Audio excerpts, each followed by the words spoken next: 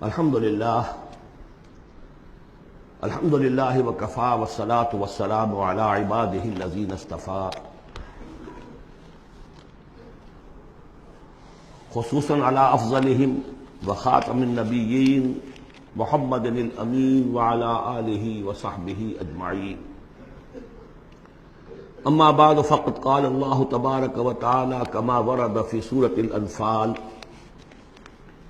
اعوذ باللہ من الشیطان الرجیم، بسم اللہ الرحمن الرحیم۔ یا ایھا الذین آمنوا استجیبوا للہ وللرسول اذا دعاکم لما یحییکم واعلموا ان اللہ یحول بین المرء وقلبہ وانہ الیہ تحشرون۔ واتقوا فتنة لا تصیبن الذین ظلموا منکم خاصۃ واعلموا ان اللہ شدید العقاب۔ واذکروا اذ انتم قلیل مستضعفون فی الارض تخافون ان یتخطفکم الناس فآواکم وأیدکم بنصرہ ورزقکم من الطیبات لعلکم تشکرون۔ یا ایھا الذین آمنوا لا تخونوا اللہ والرسول وتخونوا اماناتکم وانتم تعلمون۔ واعلموا انما اموالکم واولادکم فتنہ وان اللہ عندہ اجر عظیم۔ صدق اللہ العظیم۔ رب اشرح لی صدری ویسر لی امری واحلل عقدۃ من لسانی یفقہوا قولی۔ اللہم ربنا الہمنا رشدنا واعذنا من شرور انفسنا۔ اللہم ارنا الحق حقا وارزقنا اتباعہ وارنا الباطل باطلا وارزقنا اجتنابہ۔ اللہم وفقنا لما تحب وترضى۔ اللہم اجعلنا من عبادک الذین یستمعون القول فیتبعون احسنہ۔ آمین یا رب العالمین۔ میں نے اپنی اس وقت کی گفتگو کا موضوع قرار دیا ہے بحالات موجودہ مسلمانان پاکستان کے لیے قرآن حکیم کی عملی رہنمائی۔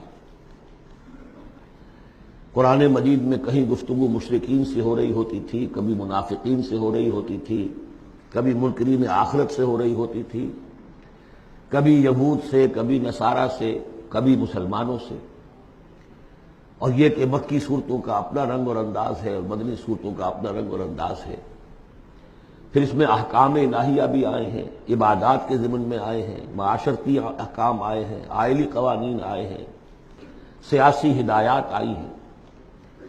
اب جیسے تو یہ کہ زندگی کے ہر گوشے کے لیے اور ہر آنے والے دور کے لیے اس میں ہدایت ہے، لیکن اس وقت میں نے جو عنوان معین کیا ہے وہ دو اعتبارات سے بحالات موجودہ اور خاص طور پر مسلمانان پاکستان کے لیے قرآن حکیم کی عملی رہنمائی کیا ہے۔ لیکن یہ کہ قرآن مجید کی وہ رہنمائی کہ جو ابدی ہے، ہمیشہ کے لیے ہے، اساسی ہے، بنیادی ہے، جو زمان و مکان کی حدود سے ماورا ہے، میں چاہتا ہوں کہ پہلے اسے بھی چند نکات کی شکل میں اس کا خلاصہ آپ کے سامنے رکھ دوں۔ قرآن مجید کی وہ جو تعلیم ہے ابدی، ماورائے زمان و مکان، ہر دور، ہر ملک، ہر زمانے کے مسلمان کے لیے، وہ کیا ہے؟ پہلی بات یہ ہے کہ اللہ کا حق ادا کرے، اور اللہ کا حق کیا ہے؟ توحید۔ توحید ایک عقیدے کی توحید ہے، اس کو مانے کہ وہ ایک ہے، اپنی ذات میں تنہا ہے، کوئی اس کا مد مقابل اور کفر نہیں ہے، نہ اس کی صفات میں نہ اس کی ذات میں۔ لیکن یہ کہ ایک ہے توحید عملی، اور ہم نے اس دورہ ترجمہ قرآن کے دوران 4 صورتوں میں اس توحید پر بڑی مفصل بحثیں کی ہیں، اس وقت گن لیجیے۔ ایک ہے عقیدے کی توحید، ایک ہے عملی توحید۔ عملی توحید 4 نکات پر مشتمل ہے۔ سب سے پہلے جو کہ سورہ زمر کا مرکزی مضمون تھا، عبادت اللہ کی اس کے لیے اپنی اطاعت کو خالص کرتے ہیں۔ عبادت میں نماز، روزہ یہ سب بھی شامل ہیں، لیکن یہ کہ وہ عبادت جس کے ساتھ اطاعت اللہ کی خالص نہیں ہو رہی، اطاعت منقسم ہے، کہیں اپنے نفس کی اطاعت ہو گئی اللہ کی اطاعت کو پس پش ڈال کر، فرمایا فرأیت من اتخذ الہہ ہواہ، کیا تم نے دیکھا اس شخص کو جس نے اپنے خواہش نفس کو ہی خدا بنا رکھا ہے؟ وہ مطاع ہے اس کا، کہتا ہے لا الہ الا اللہ اور بنا رکھا ہے خواہش نفس کو الہ۔ وما امروا الا لیعبدوا اللہ مخلصین لہ الدین حنفاء، عبادت اللہ کی لیکن اس کے لیے اپنی اطاعت کو خالص کرتے ہوئے۔ اب اس میں یہ ہے کہ وہ خالص اطاعت کلی اطاعت ہوگی، یا ایھا الذین آمنوا ادخلوا فی السلم کافہ۔ اگر اللہ کی اطاعت کچھ حصے میں کی جائے زندگی کے، کچھ میں نہ کی جائے، گویا کہ آپ نے تقسیم کر لیا اطاعت کو، اس پر جو وعید آئی ہے افتؤمنون ببعض الکتاب وتکفرون ببعض فما جزاء من یفعل ذلک منکم الا خزی فی الحیاۃ الدنیا ویوم القیامۃ یردون الی اشد العذاب۔ کیا تم ہماری کتاب اور شریعت کے ایک حصے کو مانتے اور ایک کو نہیں مانتے؟ تو جو کوئی بھی یہ روش اختیار کرے گا دنیا کی زندگی میں، اس کا اس کے سوا کوئی اس کی سزا نہیں ہے کہ دنیا میں تو ذلیل و خوار کر دیے جائے اور قیامت کے دن شدید ترین عذاب میں جھونک دیے جائے۔ تو یہ عبادت ہوگی مخلصین لہ الدین۔ اسی کا ایک اور پہلو ہے دعا، الدعاء مخ العبادہ، الدعاء هو العبادہ۔ سورہ مومن کا مرکزی مضمون وہ تھا فادعوا اللہ مخلصین لہ الدین، دعا تو کرو لیکن تم اطاعت بھی خالص اس کی کرتے ہو کہ نہیں؟ اگر وفاداری تمہاری اللہ کے ساتھ پوری نہیں تو کس منہ سے دعا کر رہے ہو اس سے؟ وہ حدیث میں سنا چکا ہوں کہ ایک شخص حج کے لیے پہنچ گیا ہے اور وہ پہنچا ہوا ہے جبل رحمت پر اور ہاتھ اٹھا کے دعائیں مانگ رہا ہے، یا رب یا رب، وَأَنَّىٰ يُسْتَجَابُ لِذَٰلِكَ، اس کی دعا کیسے قبول ہو؟ وَمَطْعَمُهُ حَرَامٌ وَمَلْبَسُهُ حَرَامٌ وَغُذِّيَ بِالْحَرَام، اس کا کھایا ہوا حرام کا ہے، پہنا ہوا حرام کا ہے، اس کا جسم حرام کی آمدنی سے اور اس کے کھانے پینے سے بنا ہوا ہے۔ تو دعا مخ العبادہ هو العبادہ، لیکن دعا بھی وہی کہ جو مخلصین لہ الدین، اس حال میں کی جا رہی ہو کہ بندے نے یکسو ہو کر اپنی کل اطاعت کو اللہ کے لیے بنا دیا۔ اس سے اگلا قدم ہوتا ہے ان فرد سے ایک دوسرے فرد کو دعوت، اب اسی کے داعی بن کر کھڑے ہو جاؤ، اب لوگوں کو بھی اسی کی دعوت دو، وہ بھی اللہ کی بندگی کریں مخلصین لہ الدین، وہ بھی اللہ کو پکاریں مخلصین لہ الدین۔ ومن احسن قولا ممن دعا الی اللہ وعمل صالحا وقال اننی من المسلمین، یہ سورہ حامیم السجدہ کی مرکزی آیت ہے۔ چوتھا اور آخری مرحلہ یہ ہے کہ یہ کیسے ہوگی مخلصین لہ الدین کی پوزیشن، اگر جس ملک میں آپ رہ رہے ہیں وہاں قانون تو کسی اور کا چل رہا ہے، عدالتیں اس قانون پر فیصلے کر رہی ہیں،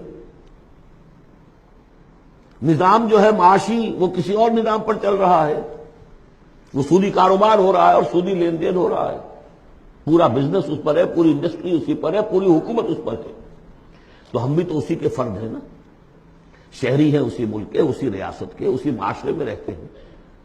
تو یہ مقصد تو اسی وقت پورا ہوگا جبکہ پورے نظام زندگی پر اللہ کی اطاعت کا سکہ قائم ہو جائے۔ اس کا نام ہے اقامت الدین۔ چنانچہ سورہ شورى پھر چوتھے نمبر پر جو آئی اس کا مرکزی مضمون کیا تھا؟ شرع لکم من الدین ما وصى به نوحا والذی اوحینا الیک وما وصینا به ابراہیم وموسیٰ وعیسیٰ ان اقیموا الدین ولا تتفرقوا فیہ۔ اس لیے کہ قرآن مجید تو کہتا ہے ومن لم یحکم بما انزل اللہ فاولئک هم الکافرون، ہماری عدالتوں میں فیصلے اللہ کے قانون کے مطابق تو نہیں ہو رہے، تو فیصلے کرانے والے، فیصلے کرنے والے، فیصلے ماننے والے، فیصلے ایگزیکیوٹ کرنے والے، فیصلوں کی تنفیذ کرنے والے، وہ سب کیا ہوئے؟ ومن لم يحكم بما انزل الله فاولئك هم الظالمون، وہی تو مشرک ہیں۔ ومن لم يحكم بما انزل الله فاولئك هم الفاسقون، وہی تو باغی ہیں ہمارے۔ تو مطلب یہ ہے کہ اس صورتحال سے نکلنے کی صرف ایک شکل ہے، دین کو قائم کرنے کی جد و جہد، ہمہ تن ہمہ وقت، اس نظام باطل کو ریکنسائل نہ کیا جائے اس سے ذہناً قلباً۔ live under it if you have to live it but under protest، اگر کوئی اور راستہ نہیں ہے انڈر پروٹیسٹ رہے کہ میں نے اس نظام کو قبول نہیں کیا، میں اسے تسلیم نہیں کرتا، میں اس سے استفادہ کروں گا جو کم سے کم ہے میرے بقا کے لیے، اور اپنی ساری توانائی، اپنی ساری قوت، اپنی ساری طاقت، اپنی ساری صلاحیت، اپنے سارے وسائل اور ذرائع اس نظام کو بے خبن سے اکھیڑ کر اس کی جگہ پر اللہ کا دیا ہوا نظام قائم کرنے کے لیے وقف کر دو. اس کے علاوہ کوئی شکل نہیں ہے. اسی کے نام ہے تکبیر رب. رب کو بڑا کرو وَرَبَّكَ فَكَبِّرْ. اسی کا مطلب ہے اسی لیے حضور بھیجے گئے. هو الذي ارسل رسوله بالهدى ودين الحق ليظهره على الدين كله. اسی کے لیے آیا قاتلوہم حتی لا تکون فتنۃ ویکون الدین کلہ للہ. یہ تمام اصطلاحات ہیں عباراتنا شتیٰ وحسن کا واحد مطلب کیا ہے؟ دین کو قائم کرو، دین کے مکمل نظام کو برپا کرو تاکہ زندگی اپنے تمام ایسپیکٹس، اپنے تمام پہلوؤں سمیت انفرادی اور اجتماعی زندگی کے تمام گوشے اللہ کی اطاعت کے اندر آ جائیں. اس کے بغیر اللہ کا حق ادا نہیں ہو سکتا. پہلا کام ہے اللہ کا حق ادا کرنا. اسی لیے فرمایا وما خلقت الجن والانس الا لیعبدون. لیکن اس عبادت کے یہ لوازم ہیں. فاعبدوہ مخلصین لہ الدین فادعوہ مخلصین لہ الدین. اسی کی دعوت دوسروں کو دو. ادعو الی سبیل ربک بالحکمۃ والموعظۃ الحسنۃ وجادلہم باللتی احسن. اور اللہ کے دین کو بتمام و کمال قائم کرنے کے لیے تن من دھن لگا دو. اب